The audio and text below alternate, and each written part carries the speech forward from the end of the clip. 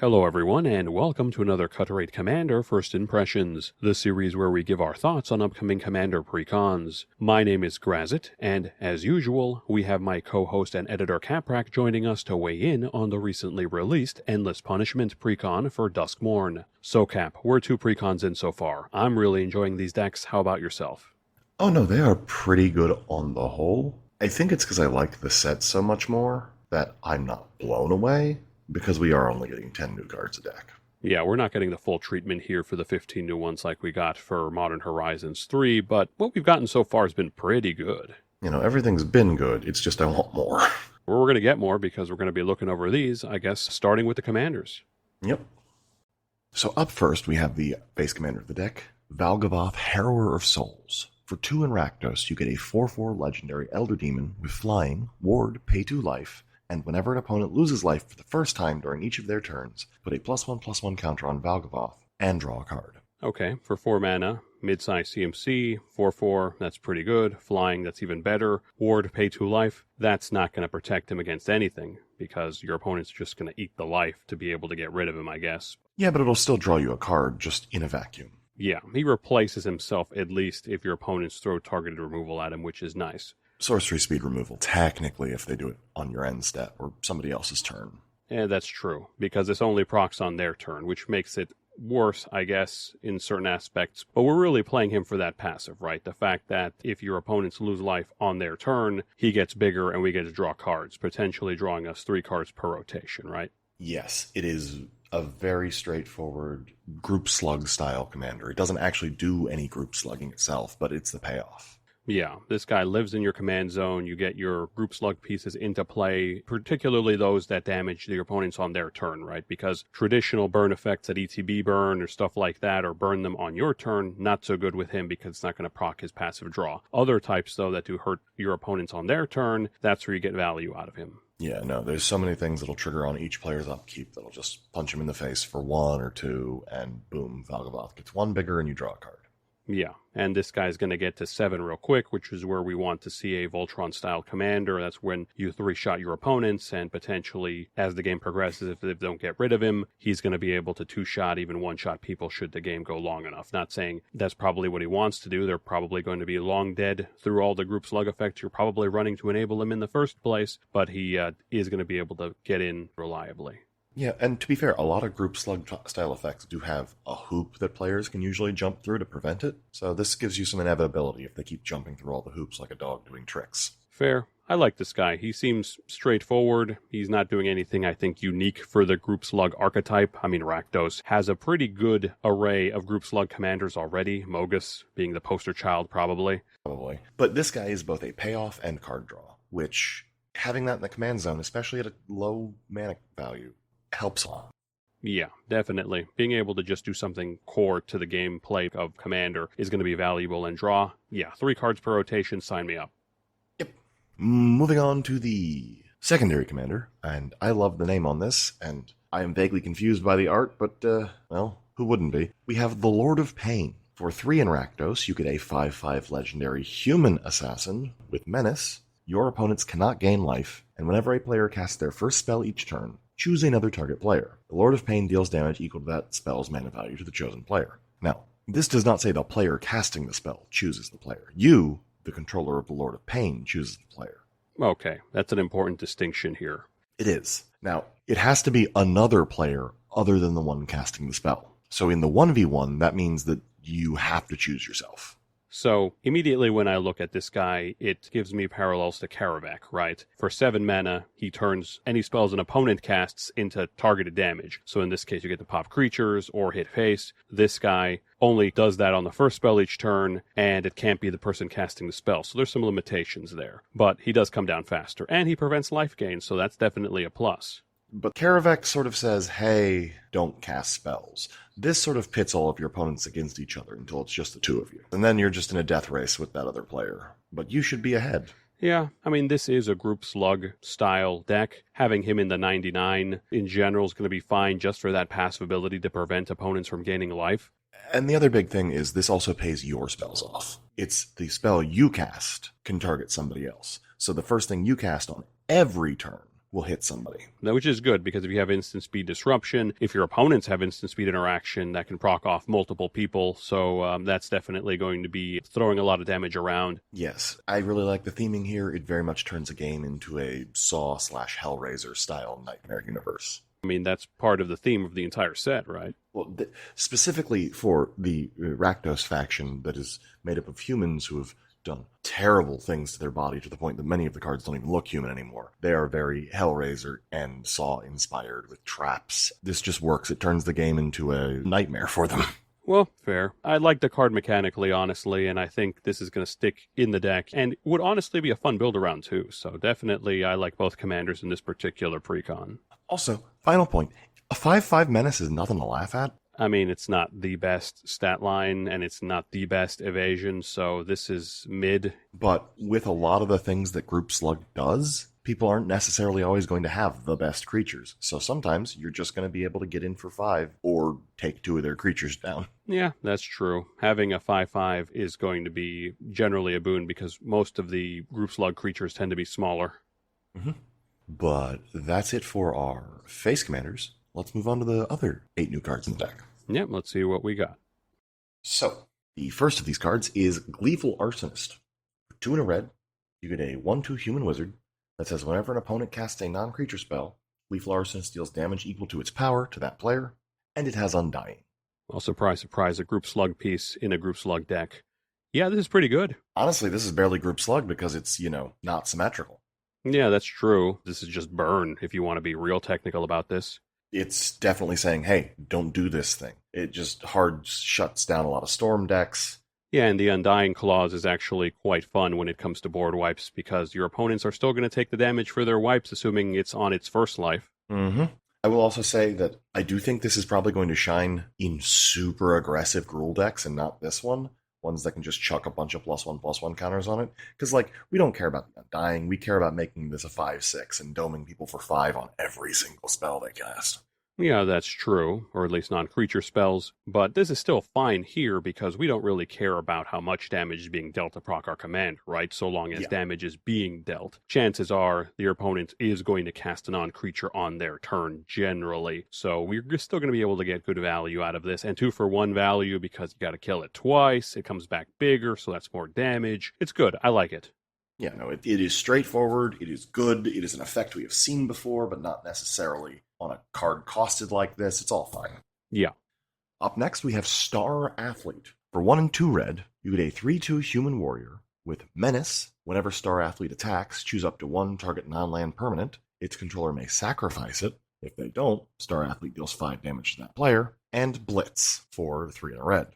Okay, so there's a bit to unpack here. First things first, 3-drop, 3/2 with Menace, not the best stat line on something that wants to attack in constantly in order to get its effect. The on-attack removal is interesting. It is sack, so it does get around destruction protection, but your opponents do have the ability to just take 5 to the face to say, no, that didn't get rid of what I wanted to get rid of. So I'm thinking about this in a couple of ways. 1, sometimes this is just going to be an 8/2. Cool, that's fine. They're taking 8. Sometimes they're going to take 5 and you're going to lose this. That's not the best deal, but also then you're choosing to attack into someone with 2 creatures that have a combined power of 2 or more, and each of them have more than 3 toughness. That is a very niche situation. A lot of times this is going to end up being either a 1 for 1 and they take 5, or a 2 for 1. Well, yeah. Honestly, I like the Blitz on this a lot, actually. So when it becomes a 3 for 1, yeah, because this becomes functionally a kill spell, right? You cast this, it's got haste, it swings in, your opponents have to get rid of whatever you're targeting, or they take 5 to the face, and then it replaces itself. So it's a cantrip, which is, it's a good value there. It's not the most reliable piece of removal, but it is, again, burning our opponents, which at the end of the day, maybe doesn't get rid of the target, but does end the game faster for that opponent, so we'll take it. I don't know how many Group Slug decks you've played against, but I have been doing that semi-regularly recently, and you end up below 20 very fast. Life is a resource, yes, but a good Group Slug deck means that no, it is not. You do not have a lot of wiggle room. You are going to suffer. 5 is a lot. Yeah, in the late game, in the mid game. Yeah, not the late game. I'm talking like turn 5. Yeah, when you have to start making choices because you have so many things that are actively burning away at your life total, 5 can be a lot. When you're at 40, not so much. When you're at 15, yeah, justifying getting rid of a third of your life total, that is a hard sell. Mm-hmm. Yeah, I like this one, honestly. It's not the most reliable piece of removal I've ever seen, but it is good in a build that's dedicated towards burning out our opponents, which we happen to be in, so, we'll take it. It's also a red card that can deal with enchantments. That's a rarity. It is. We've got one way of doing that, maybe two. There might be more than Chaos Warp, but Chaos Warp.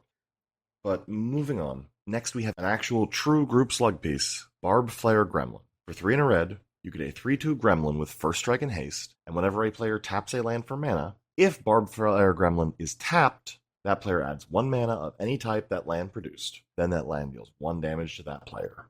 Oh yeah, you're right. This is a more traditional group slug piece, but that's giving your opponents a lot. It is giving your opponents double mana, and it is symmetrical, so it can give you double mana for your second main. Yeah, but I think that's a hard sell. Doubling your opponent's mana base, that's too much. That's a bridge too far. I don't know, especially if we're playing Lord of Pain as the face, because we just want people to cast big dumb spells. Yeah, but you can make the argument that at the end of the day, so long as people are losing life, we're achieving what we're trying to achieve, right? But then, in practice, when they're dropping 8 drops on 4, this is a problem. Well, yes, but when that 8-drop costs them 4 life, and then domes another player for 8, and then it entering the battlefield allows you to dome somebody else for whatever the power is. I find in practice that a lot of group slug decks want to go from the early game to the late game in the blink of an eye. And they desperately want to cast 6 to 9 mana creatures and enchantments that no one will ever feasibly let them get to.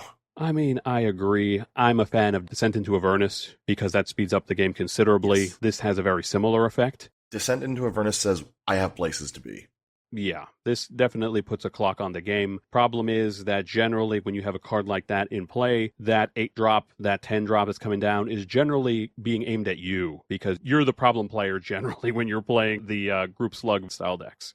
The flip side to this is you can turn it off. Yeah, you can just keep this guy up, right? You don't have to attack with him. Yeah. That is the upside. There are ways that you can just find a way to tap this and untap this with artifacts or other creatures, so you can turn it on during your turn without attacking, get your double mana, let them have double mana at instant speed, and then turn it off. Yeah, that is a possibility. It is hard to do in Rakdos, but there are artifact ways to do it, like you mentioned, so it is a possibility. There's some hoops you can jump through to make this card more of a ramp piece, and honestly, you can leave it in just to be like, okay guys, this is going to be a 25-minute game.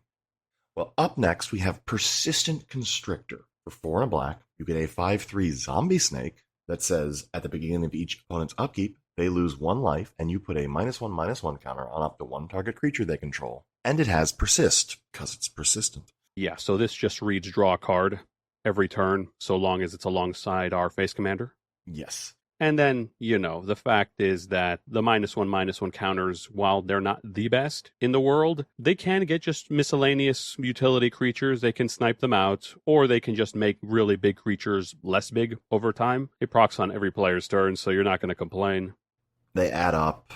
It's fine. And even if they don't have a creature, they still lose the life, so you still get the card and the counter on Valgavoth. Yeah, it's fine here. 5 mana is a bit steep, maybe. You can make that argument.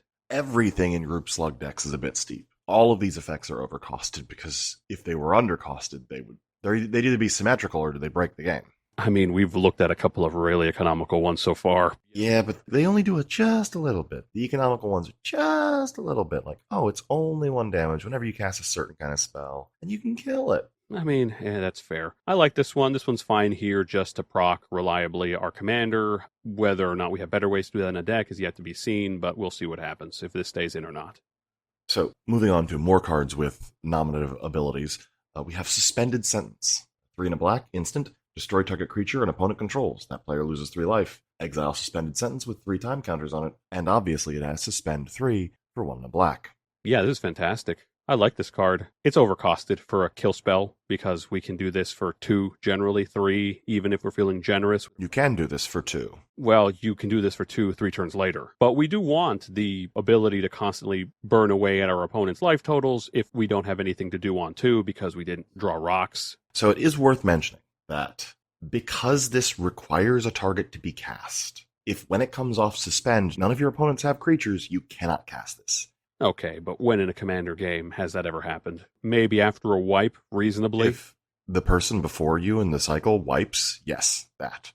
Yeah, that'll happen on occasion, but generally, you're just going to get a quote-unquote free removal piece every 3 turns. Yeah, more or less. And the original cast is an instant, so you can get that first 4-mana one on somebody else's turn. Yeah, it's not bad. It's more removal. Rakdos is not hard up for removal. It's one of the best color combinations to be able to get rid of creatures specifically. But this is certainly going to find a place here as just removal. That's on theme. We're getting multiple uses out of it. This card's just good here. It's probably going to be at least a 2-for-1. Yeah, probably more if depending on how long the game goes, but we are trying to end the game fast, so... So more removal, we have Sadistic Shell Game. 4 and a black, you get a sorcery, starting with the next opponent in turn order. Each player chooses a creature that you don't control. Destroy the chosen creature.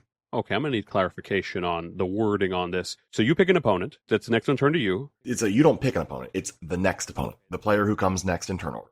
Fair. They pick a creature.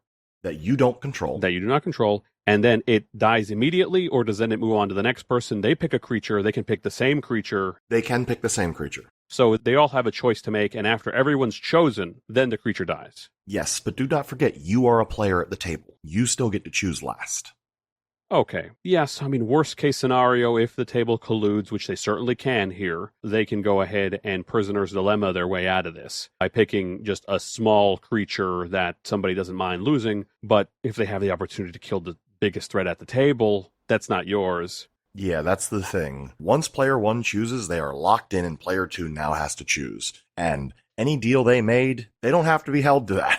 Yeah, that's true. It's not the most reliable piece of removal. It's not, but it is a mind game that will pit the rest of the table against each other and not you, which is half the fun of Group Slug. Yeah, but again, it really depends on when you play this, right? Because if you're in an overwhelming position where you have all your pieces running, everybody's bleeding out of their eyes, and you cast this, then yes, the table's more than likely going to collude so they don't take as much damage. Yeah, 5 mana 2-for-1, not great. Big thing, this does not target. Yeah, you're right. This can get through targeting protection. I'm on the edge on this one, right? It's only as good as how well established you are when you cast it. If you're not a threat, it's a lot more palatable for your opponents to target each other. If you are certainly the threat, collusion's going to happen, right? It's at least a 2-for-1. I can really see a 3-for-1 because it's once player 1 and player 2 have agreed to remove something, especially if it belongs to player 3, it's real easy to just go, come on, get one of them back. You're already losing something, one of them can lose something, and then I'll get rid of something from the other guy. Then each one of you loses something. That's fair, right? Honeyed words are some of the best skills you can have as a commander player. That's true. At the end of the day, you're playing a political game whether you want to or not. Mm-hmm. Well, next we have us an artifact. For 2 mana, you can get a Seance board. It has Morbid, saying at the beginning of each end step, if a creature died this turn, you put a soul counter on Seance board. That's each end step. That's every player's. And then you can tap it to add X mana of any one color, where X is the number of soul counters on Seance board. Spend that mana only to cast instants, sorceries, demons, or spirit spells. So, off the bat, this is a 2-mana rock that taps for nothing. Yeah, which is terrible. Until a creature dies and it taps for 1, which is fine. Actually, it's good. It's a 2-mana rock that taps for 1. That's good. It's a conditional rock because it only taps for certain things. Yes, but are you playing this in a deck that does not utilize those things? I mean, we'd have to look at the rest of the deck really to evaluate it here. I'm not trying to evaluate it here. I'm trying to say this card is amazing in the decks that want it. Like, genuinely, this is a 3-mana rock, 4-mana rock, etc., in every Spirit or Demon Kindred deck. A lot of Spellslinger decks are just going to go crazy over this because, yeah, it's a 2-mana rock. Those are always good. It taps for 0. Unless you kill something. Oh.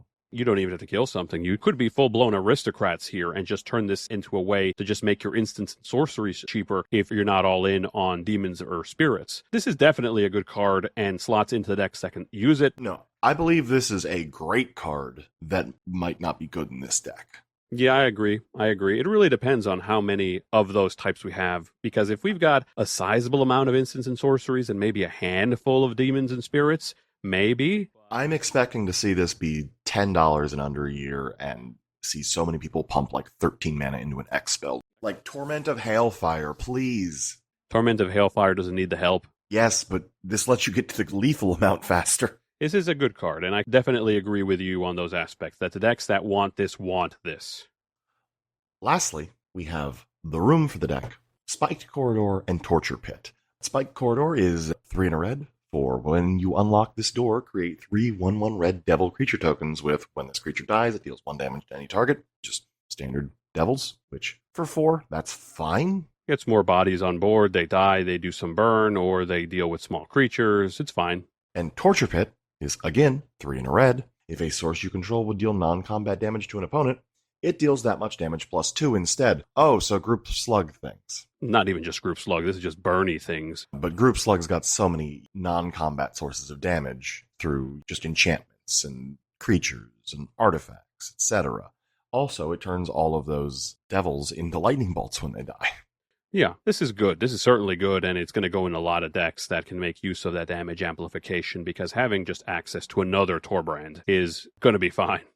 Also, I do like that this is not an obvious play this side, then play this side room. You can play these in whatever order, whatever suits you better. If you need bodies on board on 4, okay, bodies on board, and you can make them bigger later. Or if you just need the damage amplification now because it's late game, cool, get the damage amplification down. Yeah, that's true. I still think the correct choice here is Torture Pit, because you're generally going to be able to make more use out of it in this particular build, just because we have so many sources of passive damage. Torture Pit is by far the better half, but Spiked Corridor is still good enough. Yeah, that's true. For the most part, you're not going to complain about having both rooms open here on this particular card, or both sides open. Sometimes you just need to block and kill a 6/6.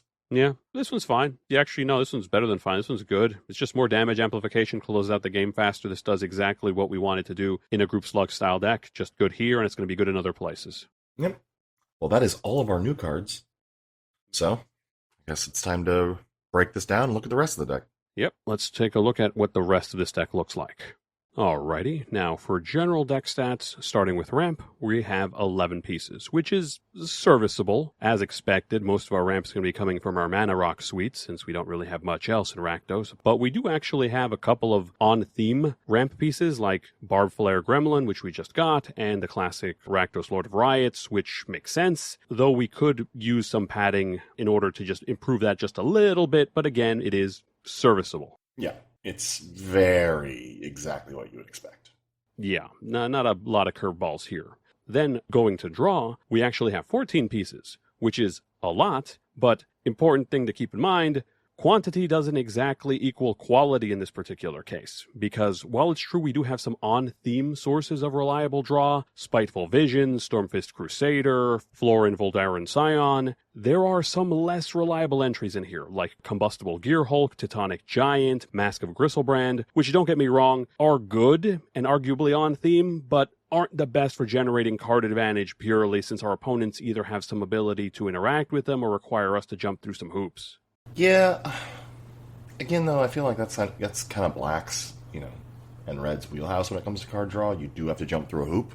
I mean, it's not even about that. Sometimes, like Combustible Gear Hulk, for example, your opponents can just say, no, I just take it. Yeah, but in this deck, no, I just take it means I might lose. Yeah, that's true. I mean, Titanic Giant has to get in for damage, Mask of Gristlebrand, the equipped creature has to die. We can find ourselves starved for resources. That's not too bad since our commander can generally cover for us, but sometimes it's just not great for us in the early game, and I'm a bit concerned about that. No, that's very fair. Then, moving on to removal, again, we have a high number, 15 pieces, which is what you would expect in a Rakdos deck. We're real good at popping stuff. We've got the classics here, Rakdos Charm, Bedevil, Chaos Warp, all of which are fantastic. And also an Infernal Grasp reprint, which is very nice to see since it's been about a couple bucks, and it's pretty much perfect unconditional creature removal.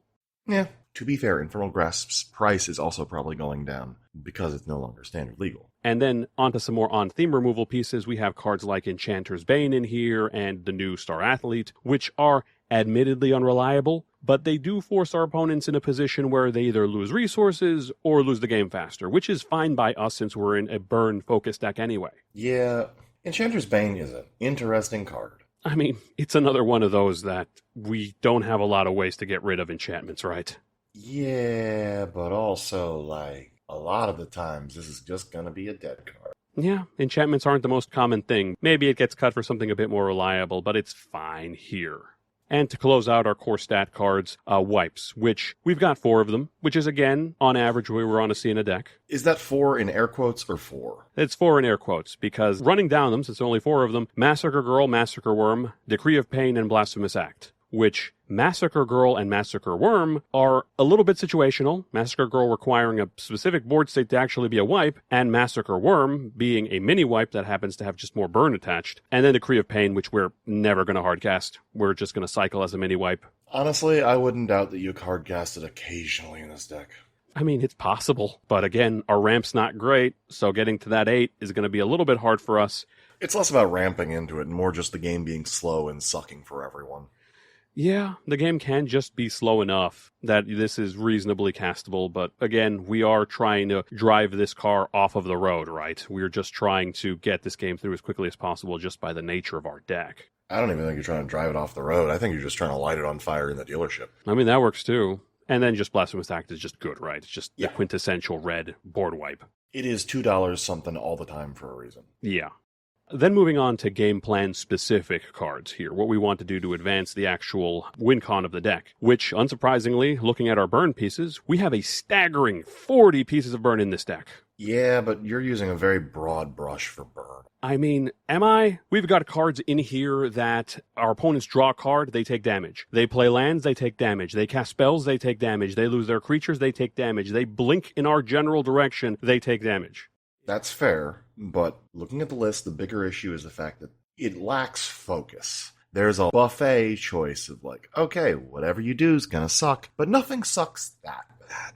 Yeah, that's true, but once you have enough items in play that force your opponents to keep taking the damage, they eventually get to the point that they can't do anything. They can no longer play the game without hurting themselves. At the end of the day, we may call them quote-unquote do-nothing cards, but so long as Valgavoth's in play, they're not do-nothing anymore. They're all card advantage. Yeah, but they're redundant after a point. You only need one. They're not redundant when the point of the game is to reduce your opponents from 40 to 0. Like, there's some of them that I'm never going to complete. Like, Fate Unraveler, Nightshade Harvester. Everyone's always drawing cards. Everyone's always playing lands. Cool. Yeah. But just, some of them just, I don't know. Sir Conrad's cool, but this isn't a Sir Conrad deck. I would rather play, some stupid artifact or enchantment, a lock piece, or something that puts people in an awful situation all the time, or just another defensive creature, because this is a deck that just wants to play big dumb things and kind of sit around and let your opponents kill themselves. So, again, we need to make sure that we're bolstering our life total and have decently powerful defense on the ground. Yeah, that's true. Our commander is going to be gigantic, ideally, with all of these, but then again, he is vulnerable still to removal because that ward's not going to do squat if our opponents want to get rid of him. So yeah, that's a fair point. Then moving on to the other side of the burn package, the Life Loss Matters portion, we only have 8 pieces of cards that care about our opponents taking damage in some capacity or losing life in some capacity. Florian, Voldaran Scion, Rakdos Lord of Riots, Fear of Burning Alive. So again, there's such a broad category. I don't even think Florian's necessarily good in this deck, because that's about dealing damage on your turn. It lets you dig deep and draw cards, which lets you look at other payoffs. It lets you get other more powerful burn pieces. It's still card advantage. But why not put unconditional card draw in here instead? That's true. Having more unconditional card draw is just going to generally be better, one would imagine, right? And yeah, Rakdos is great. You bring up Rakdos. I'm not going to complain there in the slightest. And Fear of Burning Alive, this is less life loss payoff and more removal. It is still a life loss payoff in the fact that your opponents do have to take non-combat damage, and all our non-combat damage is coming from burn sources. Well, we have so much just like, hey, breathe wrong and take 2 damage. Well, okay. You breathe wrong too much is going to kill all your creatures real fast. It's good, but it's not really a payoff. I mean, it is. It's converting our damage into creature removal. That is the definition of a payoff. We also need Delirium to get that. And frankly, okay, we're going to have a creature. Instant sorcery, that's easy. We have a couple of fetch lands in here. That's easy. We have got cycling lands in here, at least one. It's doable. Are you telling me you're going to leave Ash Barrens in the deck? I wasn't talking about Ash Barrens. I was talking about Canyon Slough, how you pronounce that. I can make the argument here that we may not have enough Life Loss Matters payoffs, and the ones we do have maybe could be a little bit more powerful, but this is still serviceable for out of the box, I think. I'm going to ask, do we need payoffs? Our payoff is in the command zone. Maybe one or two other ones might be fine, but just replace the payoffs with more burn. I mean, we got 40 pieces already. We can replace the bad burn with better burn. And then replace the other things we don't need with more burn. And heck, let's trim this land base down. More burn. And then somebody plays the card that prevents us from casting our commander because they're not in our hand, and then our entire game plan just kind of falls apart. We remove that card because we're in red-black. Well, fair. We have to have payoffs for the strategy. We can't just go all in on our commander's going to see us through, because sometimes your commander is going to die, or is not going to be playable, or is just going to cost too much because, everything just fell apart for us. Yeah, I didn't say to remove Rakdos. Rakdos makes them cheaper.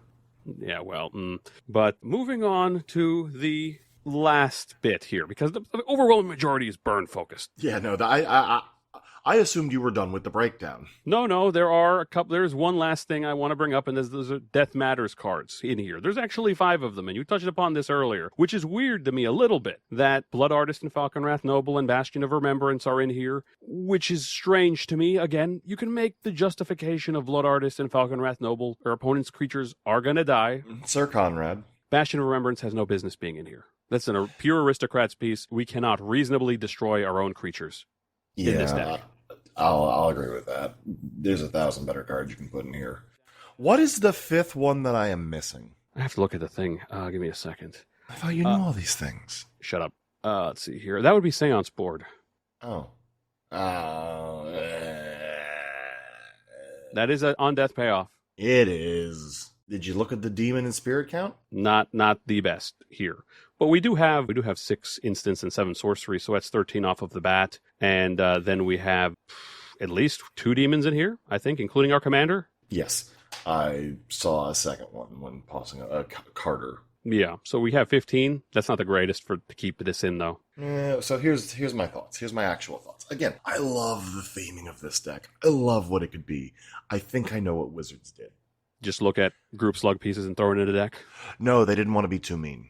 I mean, this deck's already pretty mean. No, it's not. Again, I have been playing against Group Slug regularly recently. Headlined by the first card I'll talk about. Hi, it's Mogus. Mogus goes great with our commander. Mogus goes wonderful with our commander. Mogus is also kind of expensive. Yeah, that's why he's being reprinted here. Yes, with new art. He's not seen the light of day in the better part of a decade, I don't think. Never assume that, because it's never true, because secret layers exist. Like, Mogus is beautiful in this deck. It fits everything this deck's doing. I have been playing against a Mogus deck, and it is not optimized. It is not high power level. It is mean. Yeah, that group slug decks tend to be. This deck is kind of a dick, but it's not mean. There's so many meaner things this deck could do. I think Wizards was like, okay, let's put a couple of the nastier little pieces and some of the little things that'll plink, plink, plink away. There is no Painful Quandary in this deck. No one enjoys playing against Painful Quandary. Why would you do that to yourself? The correct answer is just walk away from the table. But back to Mogus. Yes, he's a fantastic reprint. Obviously, he does everything that deck wants to do. He's the poster child, probably, when you think Group Slug and Rakdos specifically. So yeah, it makes sense that he's in here. Yeah, and again, I think him and a couple other cards are actually the reason, like the Blood Artists, and those are also in here. Like, you get that and Braids and a couple other things that make people sacrifice things. So, like, we're making people choose between their creature base or their life, but losing their creatures causes them to lose life. The problem is, once you have Blood Artist and Falconwrath Noble out, okay, so whenever I'm presented with my choice to sacrifice a creature for Mogus, I should just take the 2 instead, because otherwise you gain 2. Yeah. He's definitely one of those that you're damned if you do, damned if you don't, depending on what pieces you have in play. I very much like the card, and again, I think Wizards of the Coast made this deck too nice, which I know why they did, but that's not your job. I mean, yeah, my job's to make this evil, or at least more. There's even cards I wouldn't put in because they're generally unfun to play against, or they're too expensive. But anyway, moving on. What else do we have here that you think we should talk about for notable reprints? Well, it's not just notable reprints, it's cards I like. Well, we've already gone over the new ones, so one would imagine. We have dumbed this down from reprints to just things I enjoy. Again, I like when Group Slug decks give people a lot of resources to kill each other with.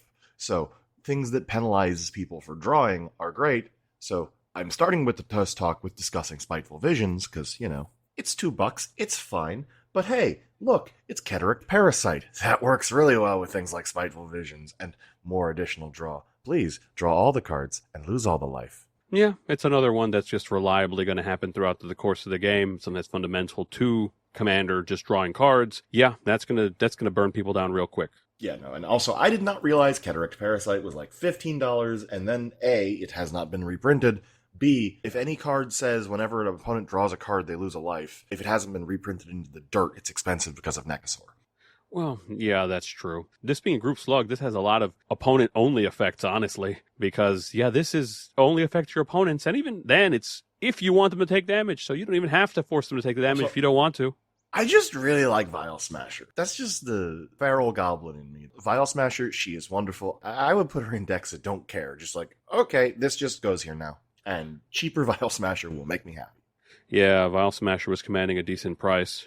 Also, just the quick aside, the land base is really nice. Blackcleave Cliffs, Graven Cairn, Sulphurous Springs. It hit notes that I'm like, hey, Graven Cairn's here. That card, nice. And the final, like, actual money reprint, the above $10 one, is Witch's Clinic, and you're asking yourself, why is Witch's Clinic in this deck? We need to stay alive.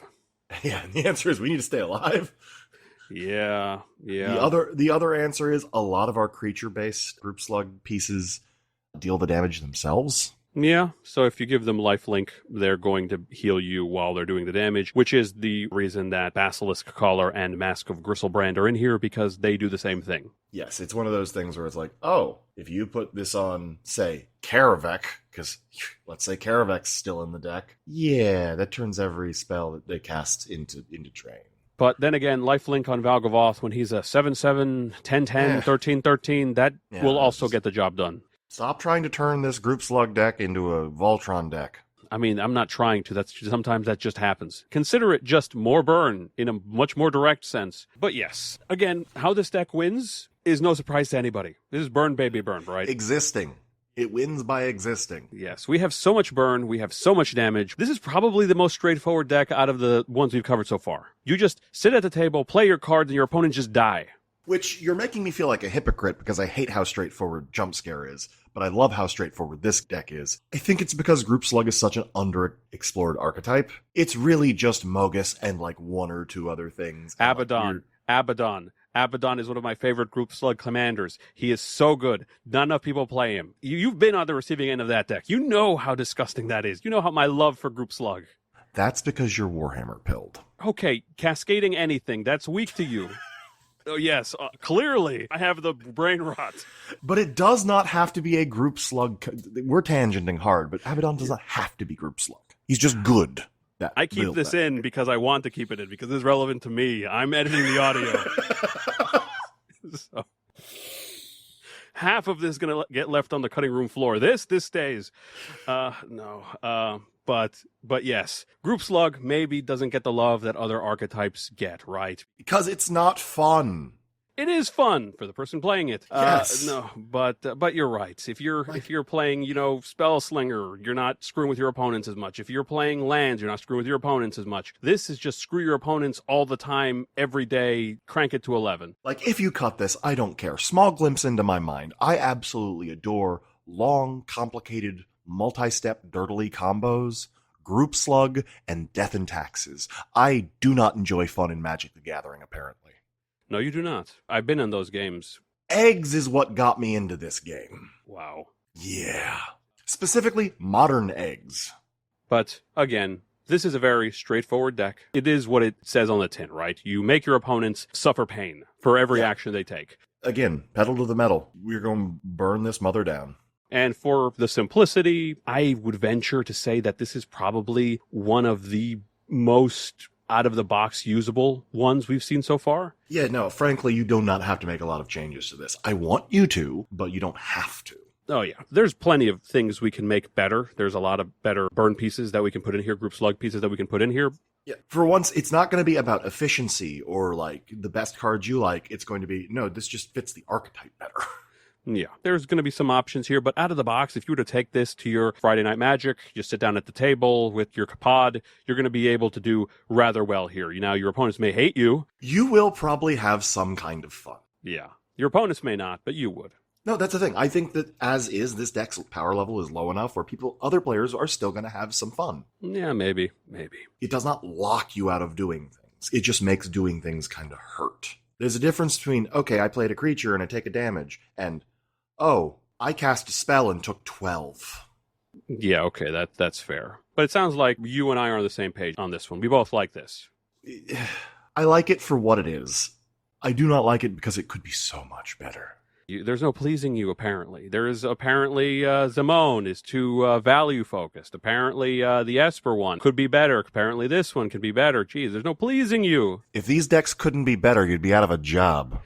I mean, job's a strong word, but yes. I think you folks have realized that both me and Cap are pretty high on this one, but let us know what you think in the comments. Again, we do appreciate any feedback you have. If you think there's any cards in here that are slam dunks that we didn't cover, or if you think that there's any cards that definitely would find a home here, leave us just a note in the comments here, and I'll see if they actually make the upgrades, because yeah, I've got some ideas rolling around, but outside pair of eyes certainly helps. Otherwise, this has been Grazzet. And I'm Kaprak. And have a good one, folks, and stay safe.